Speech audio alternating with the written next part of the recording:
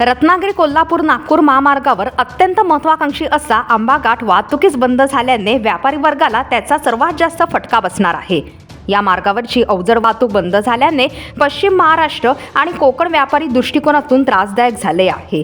आजची आंबा घाटाची स्थिती काय आहे याचा आढावा घेतलाय आमचे प्रतिनिधी किशोर मोरे यांनी। कोकण आणि पश्चिम महाराष्ट्र याला जोडणारा आणि वाहतुकीच्या दृष्टीने असेल, प्रवासी वाहतुकीच्या दृष्टीने असेल, व्यापार दृष्टीने असा हा महत्त्वाचा आंबा घाट। आंबा घाटामधले काही भाग कोसळल्यामुळे वाहतूक काही प्रमाणात कमी केलेली आहे, अवजड वाहनांना बंदी केलेली आहे।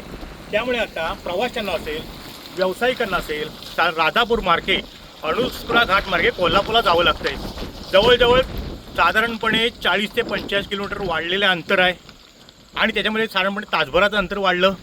आर्थिकदृष्ट्या रत्नागिरी कोल्हापूर एस टीचा प्रवासाचा विचार केला तर 262 रुपये पूर्वी तिकीट होतं, पण आता हे आंबा घाटामध्ये अडचणी निर्माण झाल्यामुळे त्या ठिकाणी काही दरड कोसळल्यामुळे वाहतूक बंद केली, ती वळवावी लागते।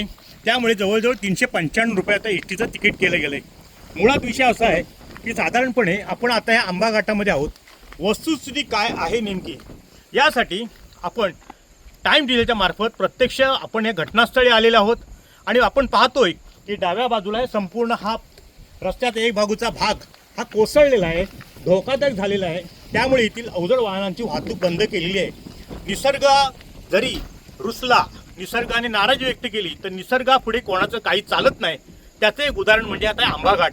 वेळोवेळी ह्या ठिकाणी छोटे मोठे अपघात होत असतात, त्या ठिकाणी दरड कोसळण्याचे प्रमाण वाढतं आणि त्यामुळे आता पर्यायी मार्ग म्हणून राजापूरहून अणुस्कुरा घाट मार्गे आपण त्या ठिकाणी आता प्रवासी वर्ग त्या वाहतुकीला सोयीचं केलं गेलेलं आहे। परंतु हा सगळा विचार केला तर अणुस्कुरा घाटाची सुद्धा परिस्थिती तशी महत्त्वाची, तशी बेताचीच आहे।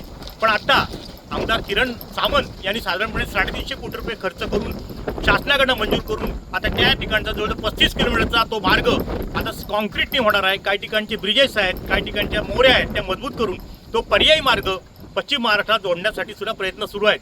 पण एकंदरीत आपण आज ह्या आंबा घाटामध्ये आलेले आहोत, या ठिकाणची सगळी सारी परिस्थिती पाहिली तर अतिशय धोकादायकच आहे।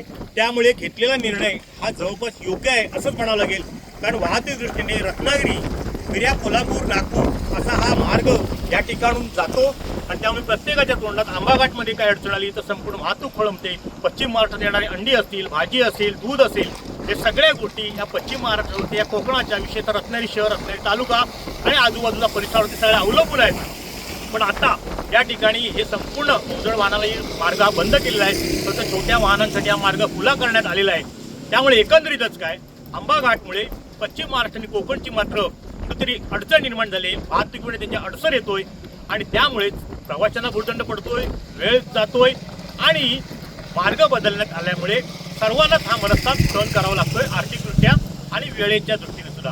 टाइम डिटेल करता किशोर मोरे, रत्नागिरी। टाइम्स डिजिटलला लाईक करा, शेअर करा, सबस्क्राईब करा आणि बेल आयकॉन दाबायला विसरू नका। Times digital.